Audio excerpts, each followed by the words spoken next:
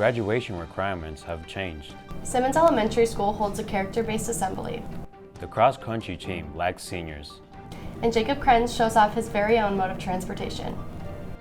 Hi, I'm Jason Lopez Martinez. And I'm Summer Ryan, and you're watching Eagle Zone. Graduation requirements have changed this year. I spoke with a counselor here at Central who explains the new guidelines and how this might affect you. High schools across South Dakota now have a new graduation requirement. Here's how it looks for you in Aberdeen. The two big ones would be that there's no longer a computer requirement to graduate. In the past, there was a full credit of computers required.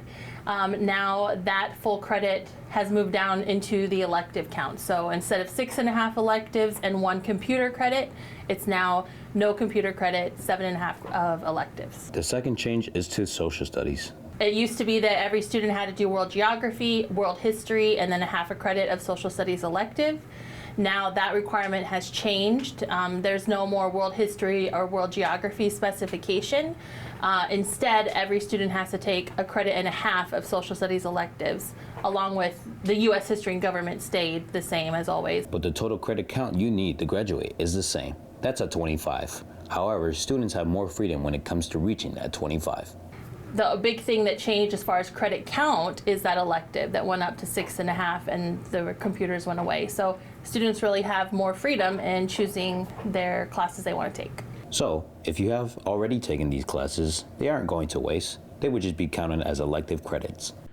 The requirements for the advanced endorsement and the advanced career endorsements have stayed the same. If you plan to graduate with the advanced honors endorsement, you must complete the credits for world history and world geography. Counselors continue to push college applications for seniors. We have video of some different efforts they are trying. Here you can see the Northern and PC mascots having fun greeting students as they enter the high school. Counselors are also asking seniors to fill out the FAFSA for financial aid. If you confirm your FAFSA application with your school counselor, you'll be entered for a chance at a $100 scholarship. Central's marching band has another successful weekend.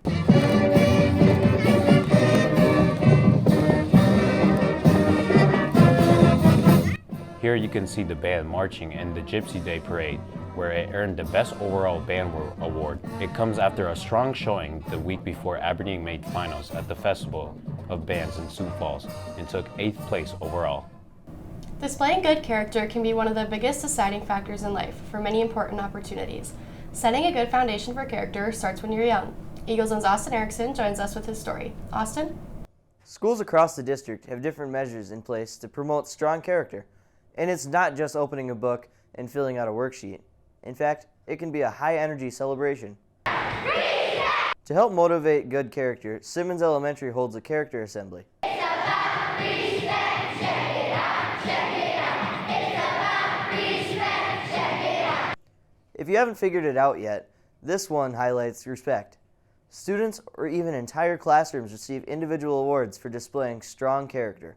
That I think it's really important that we do character education. I think it helps our kids, helps them grow into be successful students and adults, so that's why we will continue to do it. These awards are all part of helping students in the future. Along with awards, students write about people in their lives who display exceptional character. And they blow me away. Some of the essays that we read today, the things that they think of and the people in their life, I think it's awesome.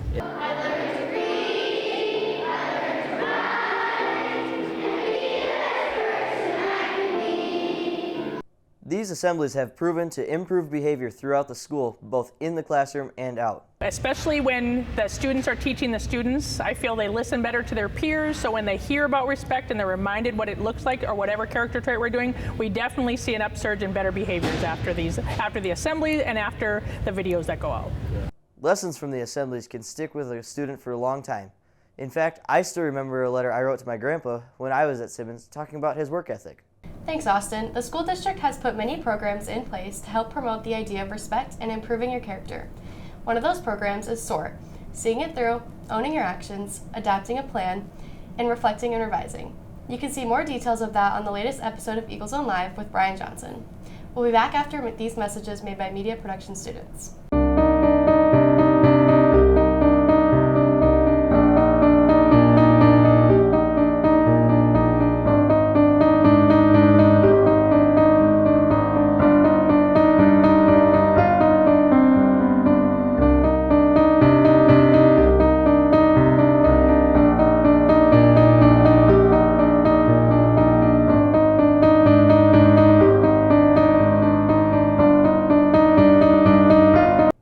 Welcome back, and now on to sports. We have some exciting highlights to share from the blackout-themed football game. Our soccer players are facing the challenges of playoffs, and state tennis and golf results are in. Eagle Zone's Jet Carlson joins us with the highlights and results. Jet? Jason, the boys golf team is back from its state meet in Mitchell. The team finished 12th overall, and Peyton Brust is the Golden Eagles' highest finisher with a top 25 finish. Senior Ryan Dykma takes 54th and tied 8th grader Cole Brust. The girls' team is also back from state. Team finished 6th overall and earned the Sportsmanship Award in singles.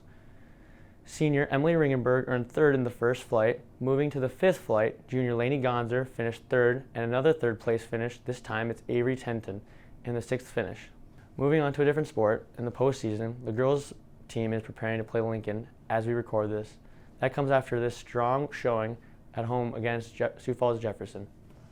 We start scoreless in the first half when junior Kaylin Poppin puts the Golden Eagles on the board with this goal. Still in the first, only a few minutes after the first goal, Shawnee Peters adds to the Aberdeen lead. It's Golden Eagles by 2. They go on to win that game 5-1. The boys soccer team is out after a tough double overtime loss that ends in a penalty kicks. Now on to football. The team is on a winning streak after topping Brookings Friday. Halfway through the first quarter, the Eagles go for it on 4th, and it pays off with this touchdown run by Drew Selfrink. Aberdeen up by 6. Jumping ahead to the 4th quarter, Eagles up by 3, and check out this Carson starter run. 2 big stiff arms sends Bobcats flying. Don't forget, that guy drives a 98 Buick named Etha. And soon after, it's Carson again. This time, he makes it to the end zone to add to the Golden Eagles lead. Aberdeen goes on to win this game 20-3. Both the boys and girls cross-country teams are facing the same challenges, lack of seniors. I spoke with the coach and students from both of the teams. They share how they are working through this season, despite being at what some may call a disadvantage. This season looks a bit different than others due to having no senior girls and boys. Rylan Johnson is a junior on the team. Leadership roles, I would say, is probably the number one because we don't have the seniors to kind of fill up like your number one leadership positions, I guess, like your team captain typically is what it is. Most of us juniors and even our sophomores have to kind of lead up, help with stretching, help most of the middle schoolers kind of figure that out. And because we don't have any seniors, we'll be doing that for 2 years, so hopefully it'll pay off next year. These struggles also translate to the girls' side. Junior Kiana Yeager explains. It makes it kind of difficult to find leaders since we don't have any seniors, but it creates a good opportunity for some juniors or underclassmen to step up. Peldo is a sophomore. She's focused on the goals more than she is any ages. Individually, just getting better, especially after being injured. And as a team, we'd like to place at ESD top 3, but we've gotten a lot less people over the years, so it might be difficult. Kaylee Peldo also explains what the teams are doing to accomplish these goals.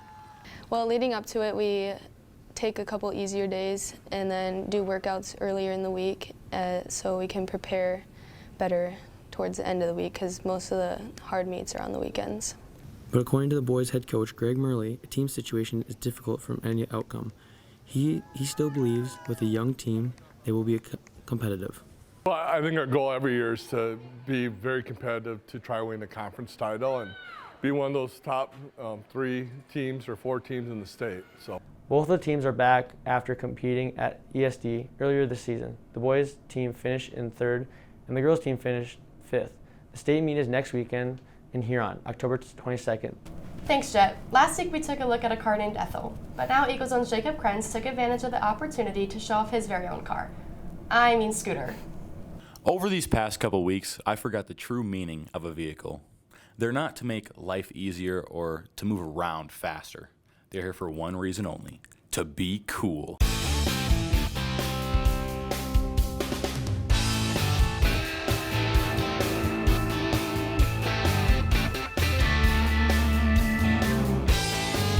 This little baby's a Yamaha Vino, and boy oh boy, is she sweet. I asked some students around Central what they thought of the scooter. Yeah, every time I'm coming to school, going to park, I'm going to pull into the spot, you know, and there's just a scooter right there, but I can't see it until I'm right there. So I'm going to pull into the spot, and there's just a scooter right in the spot. Okay, what I think was that you're a big person, man. A beast of a man riding a baby scooter, bro. I'm just seriously. That's all serious. This thing goes like, at like 100 miles per hour or something. You can get up there. You get on the highway for a little bit. You just got to give it time. It's quick. It's fast. I was shocked at first. It reminded me of a clown. Nah, he don't know what he's talking about. Signing off for Eagle Zone, this is Jacob Krenz. Shout out Coach Fox. See you later, alligator. This is so sketchy. We're doing this for Eagle Zone. Make sure to check back with us next week to see the next segment of Krenz's Car Show. That's all for this episode of Eagle Zone. You can always watch our stories whenever you want by scrolling down to the Eagle Zone section of the school district website. That's aberdeen.k12.sd.us. We leave you this week with some video of the fall play with Eagle Zone. It's your boy, Jason Lopez Martinez. And I'm Summer Ryan. See you next week. We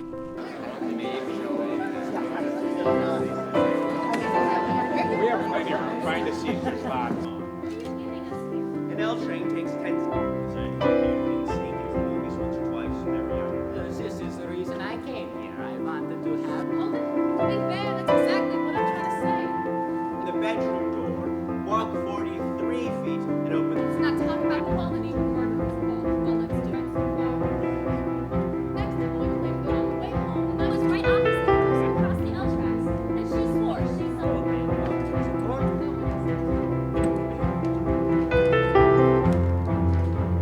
Everyone knows experience night fire. Space and night fire. No one here is asking for anything. I was born right here.